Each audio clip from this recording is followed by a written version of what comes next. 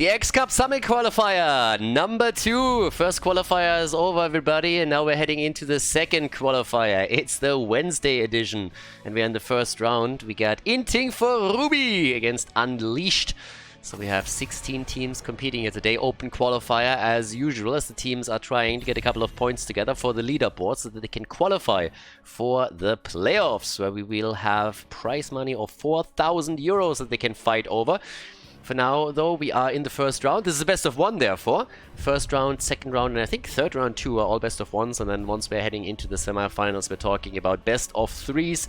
Again, anybody that wants can participate in these qualifiers, if they make it in time, of course. We got currently Stitches banned out first, and we are also on the newest patch, by the way. So there's a couple of changes that already came in, and as so often with Blizzard, with those changes come a lot of bugs. But we didn't have to ban any of the heroes. A couple of the talents are banned, on the other hand. Jaina's level 7E is banned because that cone of cold cooldown reduction that kicks in, or is supposed to kick in, when you're hitting a hero, kicks in if you hit anything, including walls. So if a player picks that talent, that's already banned. And there's also an interaction with Stukov, where you can get a double hit in because of the changes on him. But yeah, if you abuse that, that's also not allowed, obviously, but the hero itself is still allowed to be played. If you want to keep up with those things, we usually let you guys know on the Discord server. So again, there's a link also down in the description that you can check out if you want to join the Discord server before the tournament and during them. We are going to have all those updates. And we have an immediate pick into Zagara. Okay, that's already interesting because Zagara also has a couple of things that are banned on her end. So Zagara isn't banned here, but there are technically a few things that you could also try to abuse with her. I don't think that's the reason why we get her that quickly. It's going to be that push power all the way up at the top. But of course, she has been addressed by Blizzard a bit too. Bans on Vala as well, and there's Stukov. That doesn't surprise me at all. Mixin, of course, a big Khaldorian, so he's already in, and he's a huge fan of the Admiral. The Destroyer of Brightwings is also what he's called.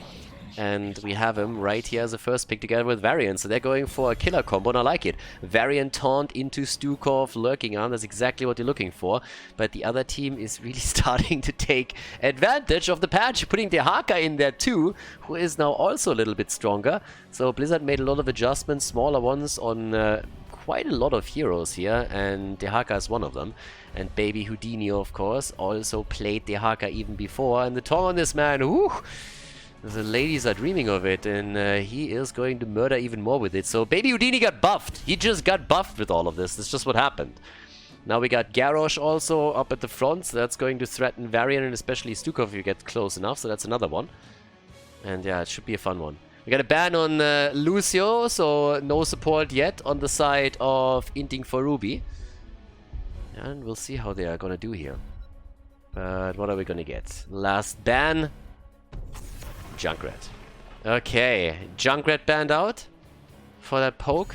But I like already what Inting for Ruby has. I mean, they have a global, they have a huge push presence with Zagara, so she can literally just like try and go for structures the entire game on. And Unleashed, they need some burst damage. They could definitely do that with Jaina if they wanted now, but of course there's other heroes that they can also pick. We're talking about a Li Ming with... I mean, anything that really does burst damage would fit the bill right now. And what they are going to try and do is just blow some of the heroes out of the waters. Got a Falstad and a Tychus. I mean, the birdie can meet the global movements of Dehaka a little bit. Technically, you could go for the Hinterland Blast and just try to blast them away whenever the taunt comes through. But there's definitely a bit of potential that we have on their end now. With Tychus coming in, you can siege up when you're trying to push one of the bell towers down. This is still a best of 1, so it's do or die. You make a few mistakes and you're out, but this is a big comeback map. So I guess that's a positive for both of them here.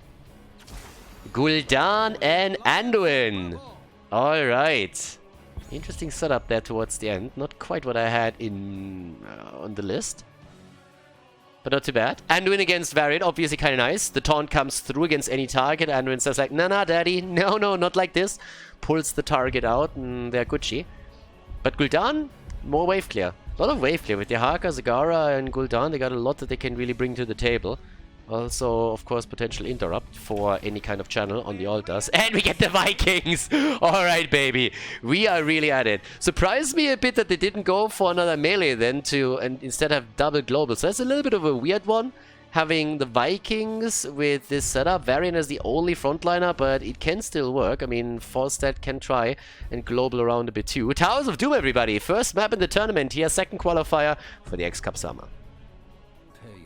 Ending for Ruby against Unleashed, everybody. On the left side of the map, as we're starting things up, we got Nox on Anduin for Ending for Ruby.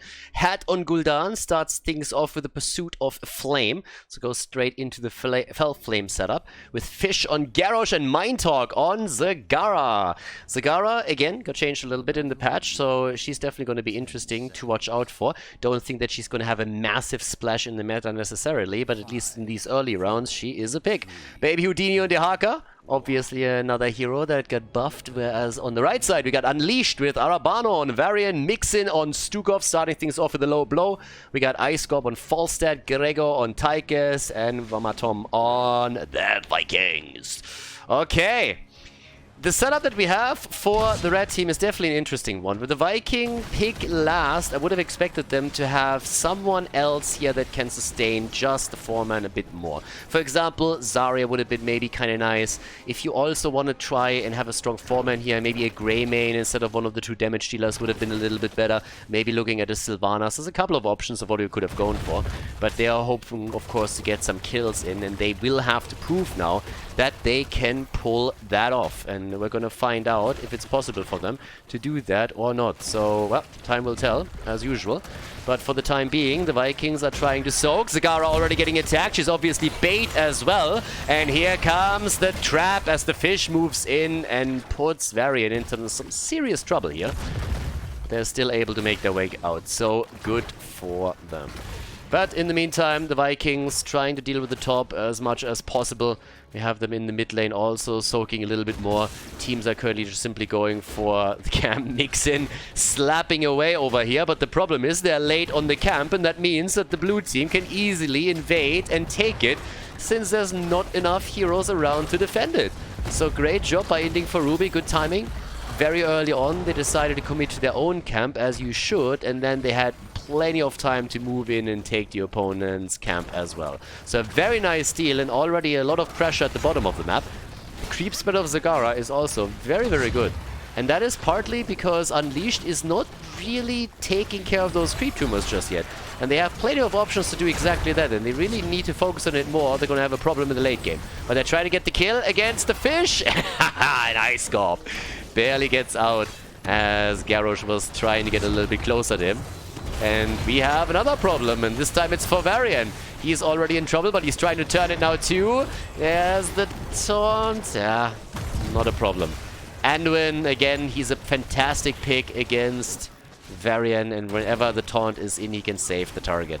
We got stacks on level 4 within the rhythm for Tychus. We also have, of course, as expected, taunt. The Vikings still soaking, and Baby Houdini is trying to roam the 2 lanes to make sure that they're not losing out on anything here.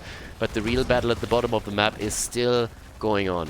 And again, these creep tumors are still around pretty much everywhere. And they need to take them down, because that's a huge vision advantage that we currently have for Ending for Ruby. With the level 4 talents, we get the Envenomed Spines. We also have the Indomitable. And it's time to go for the first altars here. The Vikings, they're going to try and steal that away, I suppose. Maybe Houdini is trying to take care of too. But the rest of the team really needs to go for that bottom altar, and they're already starting to make a move for it. Fish with some nice stacks on his level 1. Vikings are slowly starting to fall, but the top right, top left get exchanged as usual. Whereas down here, the blue team is doing a decent job as delaying. And they are rotating Gul'dan in, and they're also trying to go for the kill. Mixin gets attacked as Varian moves in with the quick taunt, but he himself might now be in trouble as Stukov turns it around and helps out. Quick interrupt by Tychus, but eventually I think the blue team is going to lock in another altar. Yeah, Stukov is already a little bit too low, and there's the shots fired, and that is an advantage for Ending for Ruby early on in this game. Experience still very much identical. We don't have a kill yet on the board for either team. Secret weapon for Falstad now to get some additional structural damage in particular, or against mercenaries, of course, if that situation arises. And as the camp spawns, the blue team is immediately ready again. And they have the vision. And Zagara is just keeping it up the entire time. Once more, we have Fish coming in with this Garrosh to save Mind Talk. Good job. Zagara therefore not really threatened. And on level 7 now with the Baneling Massacre right here. Gets the charges, the cooldown reduction. And this time the red team is going for their own cap, and I don't think there's going to be an invade on the other side. But especially in the middle of the map, there's even more pressure now. With Gul'dan moving in and Head having the Fel Flame set up, he did some serious damage against the wall. And this is starting to become a little bit of a concern, because he lost the bottom wall already. In the middle, a similar picture is emerging. And if the trend continues, they're going to be in real trouble here. Same time now, the Banelings rolling out. We got on level 7 also the spin to win right here. Let's see what else we're going to get. The 22 stacks are already together for the pursuit of Flame. And Icecom is dancing around Garrosh the entire time. It's like the second or third time now that he's just barely escaping the stun and is able to barrel roll out. Vikings still with the control, and so far they're actually doing fairly well here. The experience is still kind of neat for them. But this could be the first kill. They go for Abano. Fish low and do it with a safe attempt. He was under 100 HP and he survives.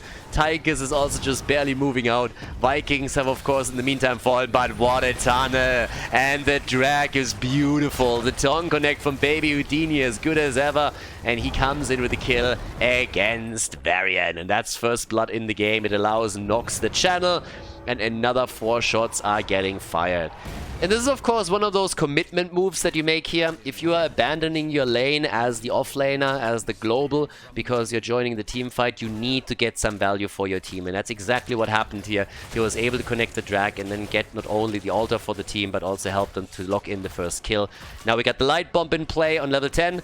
We got with the level 10 abilities also Horrify. We got the isolation and we got the devouring maw. On the level 10 abilities, you currently see on the other side the massive shove, the mighty gust, and the Vikings haven't made a choice yet. But for a second I'm like, I don't think we're going to see the boat. No. It's as usual, play again. So here we go. Play again is in. 1 kill against 0 now, and a bit of an advantage for Inting for Ruby. All the way up at the top side, Baby Houdini already doing their thing. We have the left side of the map, diligently as ever, Inting for Ruby going for their camp. And Mind Talk has a quick pause here for the team. I don't think that anybody dropped yet. I mean, Baby Houdini is known that between games he always needs an extra 5 minutes because the man is an absolute coffee fiend and goes for an additional cup. But so far I haven't really seen him pause the game in the middle because he had a craving there. And I really thought that I had a problem with coffee, but that man just puts me to shame. Every single time during the Masters Clash when they had a match and during the break when the new next lobby for map number 2, map number 3 was set up, I was always like, guys, we need a second, because Baby Houdini needed another cup of coffee. It was kind of crazy. So, yeah, he should probably switch to decaf at some point. But maybe that's why he makes those spicy plays. I mean, I don't know. Either way, whatever the reason was, if it was a cup, then it was a quick one. We got the stacks nearly completed for Gul'dan, sitting at 28 right now, and Dehaka is also closing in on the quest completion. And they are looking for the kill. They're trying to go for the fish, but the taunt comes out a bit too late. Indomitable, of course, still a bit of a problem. The triple more light bomb. And what a setup. There's the kill, and it's not going to be the only one. 1 down, 2 down. Nicely played. The rest of them gets away. But that was a great start here. They steal the camp away, and now they can go for the bell tower at the bottom. But that was very well played. The more the light bomb detonation right there, the insta-kill against Falstad, then they follow up with the second kill against Tychus. They're trying to chase Stukov and Varian, but they couldn't get them. So yeah, very, very nicely done. And that was pretty neat. That was a pretty good move here. And Zagara with a lot of value on that. So we get a single altar, 23 against 36 now that the 5 shots have connected. The red team had to also react to the pumpkins down here at the bottom, and they still might not be able to defend against all of them. Stukov gets attacked and gets dropped. 1 of the shots, 2 of the pumpkins, 3 of the pumpkins make it through and drop the core down to 20 points. Ending for Ruby, they played in the Masters Clash, and teams rightfully pointed out that they didn't win a single match there, but they were also in very good company with the top 8 of Europe, and they still qualified for the league in general, and were able to take a couple of maps then there towards the end. So here they are able to, at least in the first round, put their foot down and say, well, we're going to run the show here. At least so far it looks that they're not going to be contested anytime soon. This is obviously still a big comeback map, but there has to be a small miracle for Unleashed in order to bring this back. They need some kills, and so far they haven't locked in a single one. If they can set a good setup around Stukov, around Varian with the taunt up, then they definitely have a chance. Vikings will allow them to slowly fight their way back in experience and control the map a little bit better. So once that they have an advantage through some kills on the map, they can exploit that ruthlessly. But I also come back to something that I pointed out at the beginning of the game. Look at the creep spread that we have here. It's not like Mindtalk is going ham and is channeling his inner Jaedong, but he's definitely going for some insane Morse. Oh, fuck me! Oh my god! What was that? What a murder setup! Look at this! The Maw, the light bomb, and then the full-on disaster that got unleashed with a quad kill. Everybody just got murdered in that situation, and that was insane. Holy hell. I was just talking about the setup for Zagara, and again, there's too much creep spread on the map. They need to deal with it, but now shot after shot is being fired. They're getting dropped down into the single digits, and that was just incredible. Yeah, the creep spread is a problem because it gives you so much control currently over this space between the mid and the bot lane, which is of course super important if you want to control the bot lane. So, nicely done by Zagara, but these two Maws that we saw, and especially the setup around the second one, were just absolutely incredible. That was 6 City. But yeah, 16,000 damage only on Tychus. Odin gets popped, but they're losing Varian again. And yeah, it's a disaster. This is not looking good. The Vikings are trying to reclaim the bell tower in the middle.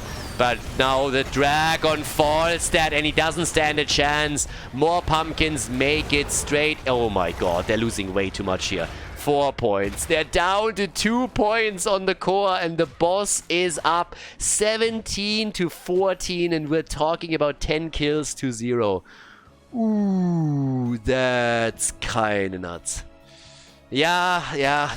Unleashed, they're outclassed here. They are a little bit outclassed. Open qualifier. Again, that's obviously what happens in an open qualifier. You will see teams that have a lot of experience go up against teams that are just not able to hold a candle to them. But then again, it's a great opportunity to also learn a bit. Check out the replay later on. Have a little bit of a look at what happened during the game and just discuss how can we react better. And one of the things is try to make sure that you're keeping your boys alive, because in this case, no, it was so close. The Gust gets committed to and they nearly save Varian, but the damage over time is too much for them to handle.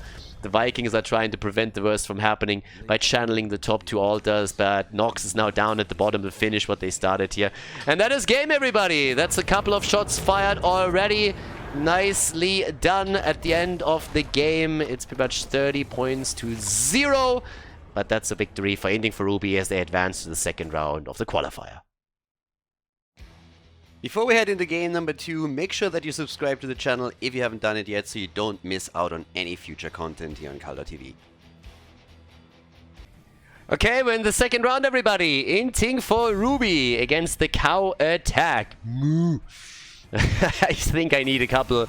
Honestly, I need the Diablo 2 or Diablo 3 sound of the cows in the cow level. I mean, there's no cow level, but if there was one, then there would be a sound for those cows, and I need to put that on my soundboard. Anyways, so now that we're in the second round, Ending for Ruby, of course, made it through round number 1, and now we're in Battlefield of Eternity. Another best of 1 here at the second qualifier tournament for the X-Cup Summer, and we got Cow Attack, and that's the Polish team. I gotta admit, I'm still not 100% certain what they want to tell us with that team name, but I'm game. So we got Tracer banned immediately. They look over to the left side and see Richu, and they're saying like, you're not gonna get Tracer. Sylvanas is also banned out. Obviously, new patches are already mentioned. Kerrigan banned, and also Uther. Seems like Team Cow Attack definitely knows them a little bit, because not only does Fish not get Uther, but also no Kerrigan on their end. So good on that. We have Zagara quickly picked again. So Zagara was one of the heroes that got just changed in the recent patch, of course. That's kind of important here too. And in this case, Zagara has been for the second time now a first pick for Inting for Ruby. They really like to play her here. There's a couple of changes on her.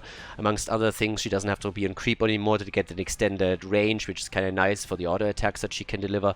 But we also have Vala against her in Blaze, and that's already important because that's two heroes that can also try and limit her creep spread a little bit.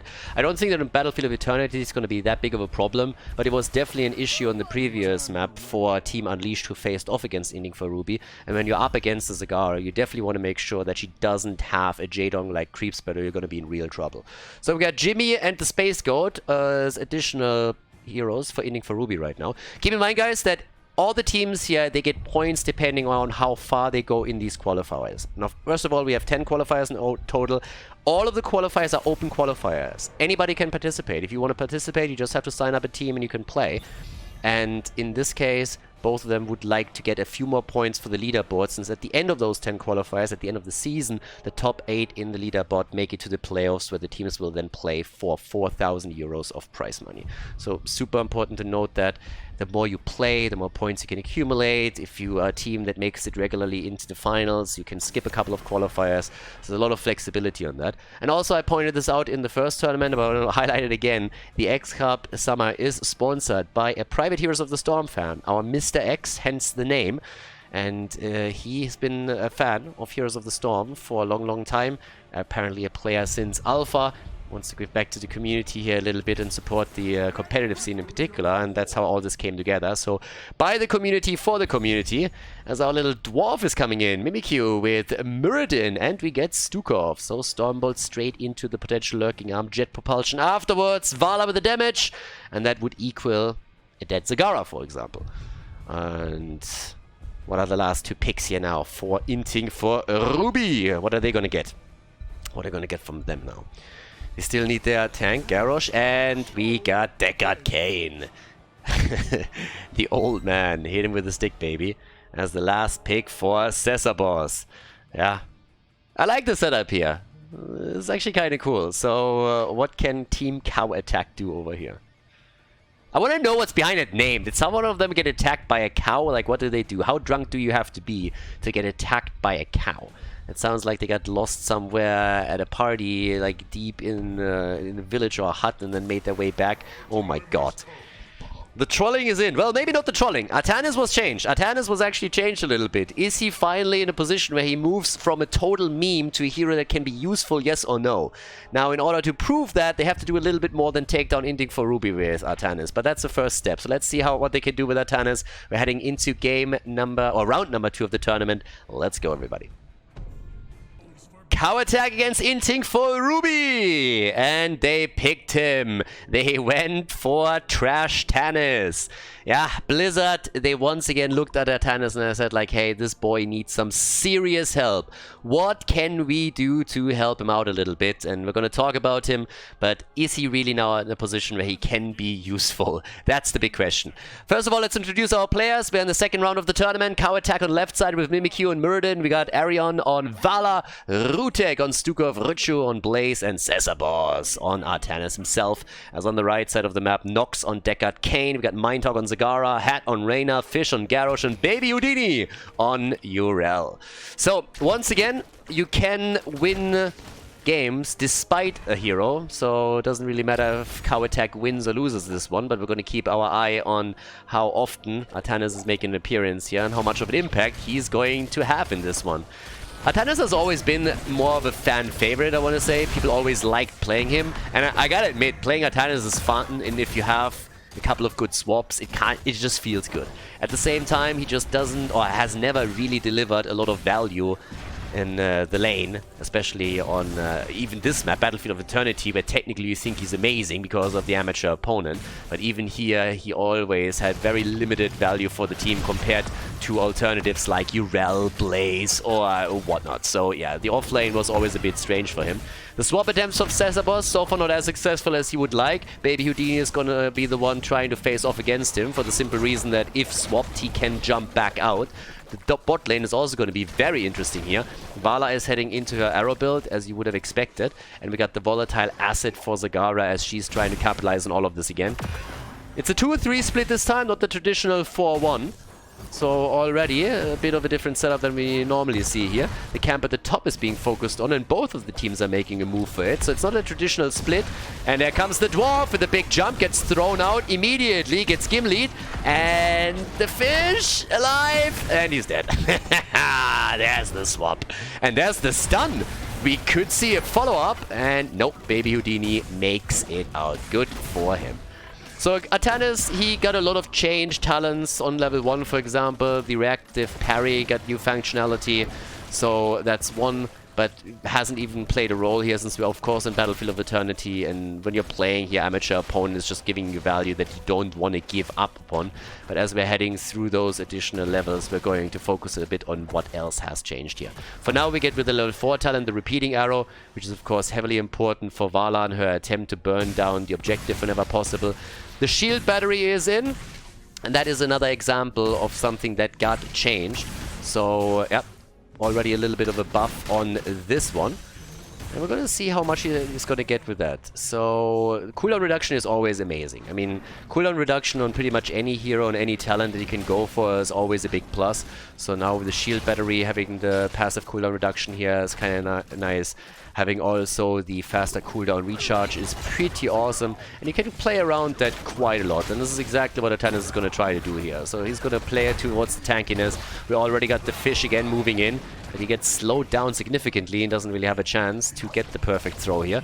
We got also the shielding potion on level 4 for Deckard Cain as Jimmy is making his way out. The swap attempt gets dodged out on. Cesarboss really trying, but not hitting them thus far. And as the cams are pushing on the lanes, the teams are making their play for the Immortal. Zagara, she gets the extended range, of course. As mentioned before, she got changed slightly. The stun circles are there, and the halftime show in the hands of Inting for Ruby. Good for them. They still need to take down the camp at the bottom of the map, but they're already on it. Zagara is dealing with it best she can. There's a slight advantage in experience for cow attack, but both of the teams are just burning it down. And with Jimmy and Zagara, they should be able to make that happen. We got the Exterminator on level 1 for Reyna, but it seems like maybe, just maybe, cow attack locks this in after all. And they burn it down. They win the first Immortal. 1,400 hit points on the shield still left, and they might also get the early level 7. If they get a kill here, that would be great. But the swap on Atanas once again doesn't happen, as Vala is still stacking her level 1 and is currently sitting at 6 stacks right now. So, well, let's have a bit of a look of what they can do with this push, because an early level 7 talent would give them even more push power here. By the way, I'm kind of blown away how much creep spread there still is at the bottom, but a couple of tumors are already being taken down as we're talking about them. Cesarboss, on the other hand, gets currently murdered, and that's Atanas down. Atanas, the first victim of this battle, and the Immortal doesn't survive much longer either, so he gets taken down too. Another flip attempt by Fish as he's hoping for a second one to take down, but nah, they can't go for takedown number 2 yet. Got level 7 talents now kicking in for the 2. And well, in this case, what we're getting is the Chrono Surge on level 7. So in this case, there's nothing really that changed for Atanas. He had also changed on level 7. For example, follow through got removed as a talent, and he got the final cut as a new ability here. But in this particular setup, yeah, nothing really changed. On the 16, we could then see also a little bit of a change on the passive. Or we have seen a change on the passive. Level 20 is also going to be interesting. But we'll talk about that later when it ever comes to that. So far, the only impact that the patch really had for him is the level 4 talent choice. That gives you a little bit more to play around with the cooldown reduction on the shield, and therefore a bit more reliable cooldown reduction there just in general. So for now, it's level 8 versus level 8. Both of the teams are pushing, and at the bottom of the map, the fort is taking damage. But at the top, you see a similar picture, as Hat is trying to take the fountain down as quickly as possible. Now, they gotta hurry a little bit, because Atanas is on the way. But I don't think that he is gonna have a chance to really keep them long enough for the rest of the team to arrive. And exactly, it's not happening here. So as we are heading slowly but steadily towards level 10 abilities, both of the teams prepare for the second Immortal in the game. And here we go. A little move on the left side of the map. 11 stacks by now for Vala. If you check out the damage output, we have by now 15,000 for Zag. She's doing very, very well, whereas Vala is on 9,700. So yeah, Zagara is definitely putting the numbers up at this point.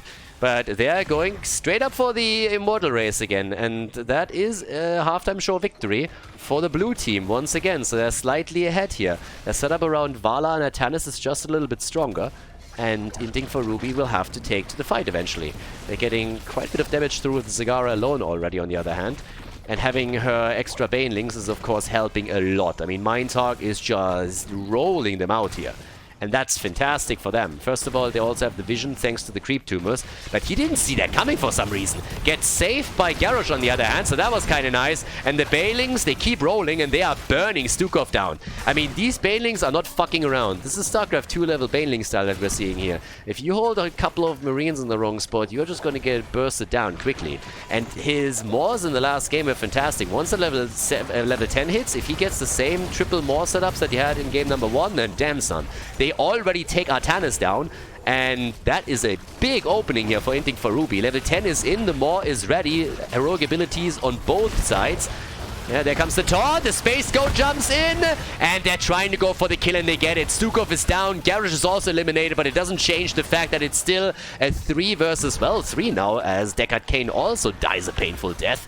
But the Banelings, they're still doing work, and this is not really looking good. Reminds me a little bit of the plays that we're oftentimes seeing around... hello? Jimmy down. The plays that we're normally seeing around Li Ming. She just simply fires her abilities out, and someone has to tank them, and the same is happening with Zagara here. So they take a very, very solid shield on Immortal number 2. As Baby Houdini is already up at the top, the Immortal is going to travel down to the bottom of the map. Jimmy is still down, the rest of the team is back in play, but it seems that they're going to focus topside rather than at the bottom to push with the Immortal. The damage output on Zagara, on the other hand, is at 26,000 right now. If she can be shielded with the team, then she is going to do work with those Banelings. I mean, damn son. Look at the siege damage as well. She's top siege in the game and top hero damage in the game too. So it's a little bit bonkers. Talons over here, especially with the Baneling Massacre, they are burning that fort down.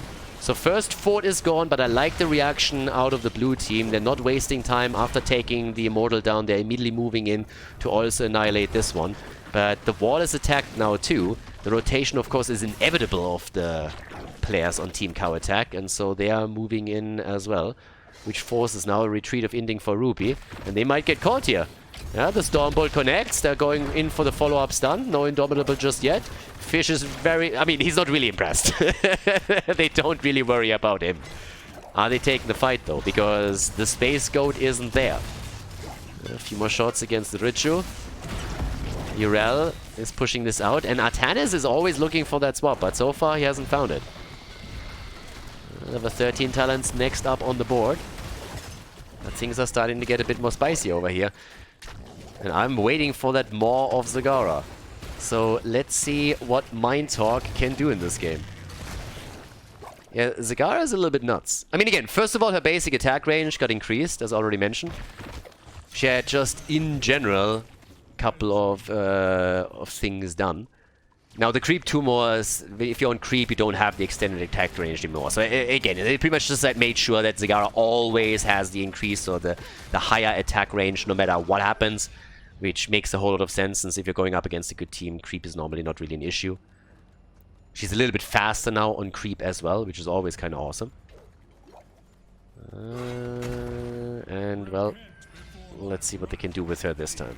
Because she's getting reliable damage out. Zagara's problem was always that she's incredibly squishy and it's really tricky for her to just move out of a fight. But if she can reliably stay at a bigger distance, that's good for her. And if you're then on creep and you have a higher movement speed, that's also fantastic. She's trying to defend the bot lane right now, but the immediate consequence is that Cow Attack moves in for the attack and tries to get a kill. Muradin, on the other hand, has a bit of a problem. Already had to... Oh, what is done?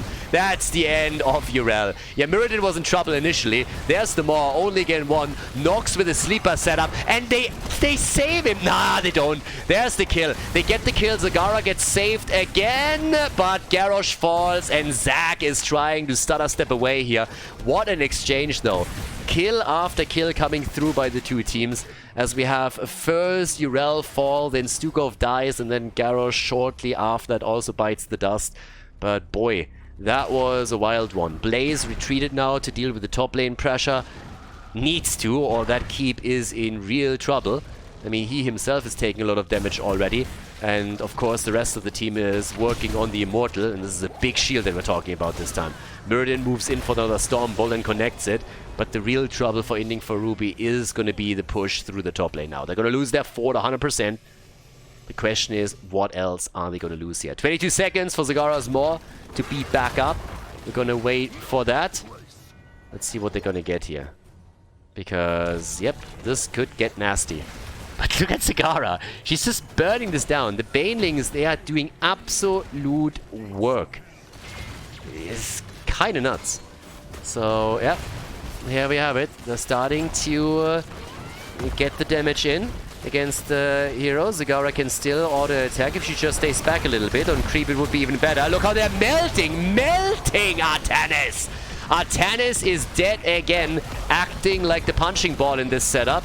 Fish gets out. They're trying to go for Blaze again, I suppose. But the Fish is a little bit low, and Zagara is low too. And this time, Garrosh is too late to save her. So Zagara is dead, and they stay just a bit too long. Taking down Artanis was a good first step, but they should have fallen back. The fort would have fallen anyway. They could have defended here, but they didn't. And now they suffer the consequence. They're going to lose the wall at least. Ending for Ruby in a bit of trouble. 7 kills to 5, but the problem is the 16 that is so close now for Team Cow Attack. Once again, the Immortal coming in for some damage against the keep. They defend, but they are up against a talent advantage, at least for now. Then again, Ending for Ruby, they're close. They're close to level 16. We got Manticore on level 7 for Vala. There's, of course, still a fort at the bottom left. It's already a bit low, but it's still standing. Okay, and Zac is back. The damage output, to give you a bit of a picture, 83,000 on Siege for Zagara, 42,000 on hero damage. But as so often, damage doesn't mean a whole lot if you can't convert it into kills. Well, they got 5 kills, but they need to keep her alive a little bit more. And the more they're going to jump on her, the tougher it is going to be. To not only dish out the damage, but also keep her alive, of course. Bottom of the map. Camp gets taken. Both of the camps have been invaded by the blue team. And Team Cow Attack comes in. It's only Artanis that died and Stukov. Those two, they have taken the blunt force of all of the attacks that we've seen from Ending for Ruby so far. So yeah, there we go. The attacks already come in as they're pushing through the bot lane. Level 16 talents now on both sides though. For Zagara, we got the Corrosive Saliva. We got the Force of Will for Artanis. Do I really believe that Artanis has a good Force of Will? I'm not quite sure. I mean, maybe. If anything, he's sometimes a little bit delusional. I can swap myself into 5 and nothing is gonna happen. Well, there we go. The triple front line of the blue team once again trying to survive through that little onslaught. The Maw on the bunker. There comes the attack against the Richu. And he moves back. Could have gotten stunned. One got stunned by the Immortal. That's a problem. Rutek just fucked up. Rutek is down. Counter kill attempt against Urel. But she drops the ult. Still alive for a little bit longer. They go for Muradin and he's dead too. That's a double kill. Rutek got stunned by the Immortal stun and they followed up and dropped him. Now it's 7 kills to 7. And it is full-on Fiesta in the middle as Team Ending for Ruby can take down the Immortal without a problem whatsoever. Easy hits for them, no issue. Zagara already moving back to top off her mana pool. We got Fish moving towards the top just to make sure that nobody can move through here without him setting up potential extra damage for the team, or at least knowing what's happening. Halftime show has been won, and they should already start working on the rest of it, because Muradin is going to be back in 12 seconds. You don't want to give them an opportunity to really fight for this one. Lock that Immortal in while you can, and capitalize on the situation. And that's exactly what they're doing here. Bam. Easy take. They grab the Immortal, and all of a sudden we have a party time. It's going to move down to the bottom of the map. Fort is going to fall. How much can they do with it? It's a decent shield. 16 minutes in, this isn't too bad. This, on the other hand, is very bad. This is really bad. This is horrible. This is a nightmare. The maw is good, and the fish makes it out, and... the big attack! But they really, really want Garrosh, and they get Garrosh. Garrosh is down, Richu misses the jet propulsion.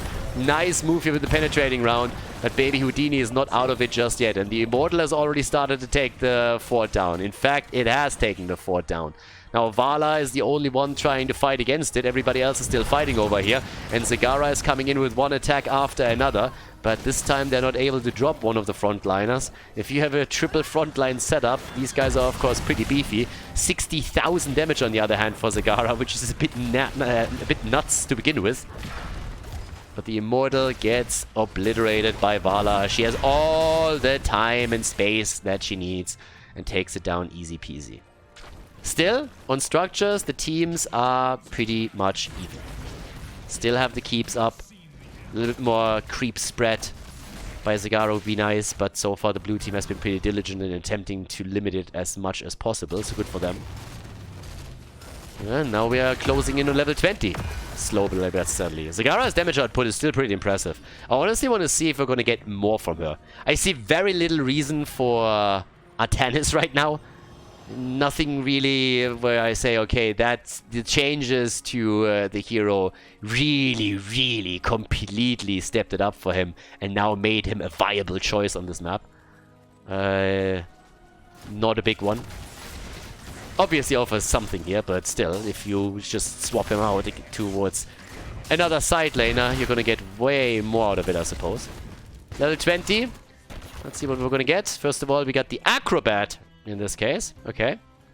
Acrobat is in, Rewind is in, and we got the Orbital Bombardment. Okay, so we can use that in the team fight a little bit more. With Zagara now doing more auto attack damage and Jimmy also being in there, that is definitely going to limit the options a little bit. Could also just use that for the Immortal, for example, if you're trying to raise the opponent. Talking about Immortals, the next one is being announced, so that means it's 25 seconds that Inting for Ruby has left to soak their level 20 before they have to engage into a fight, unless they let the halftime show go. Baby Houdini. Yeah. Oh, big swap! The money play! There we go! Orbital Bombardment is in. They're getting forced into the fight. Now they don't have the 20 yet. That's bad. I mean, the blue team is suffering a lot of damage, but so does the red team. Zagara is already dead. The fish is in trouble. They take him down, and they get the double jet propulsion with a follow-up from Vala on the Rain of Vengeance. What a beautiful attack and kill streak that they just executed here. Really well done. Very well played. The jet propulsion in particular towards the end was just gold. And that leads to 4 kills in total and a move straight up for the core right now. They're gonna end the game here. Cow Attack is moving on. Great finish here against Inting for Ruby. They're able to win the game. They decide Battlefield of Eternity in their favor. Cow Attack moves on to the 3rd round of the tournament. The 2nd qualifier for the X-Cup Summer. GG and well played.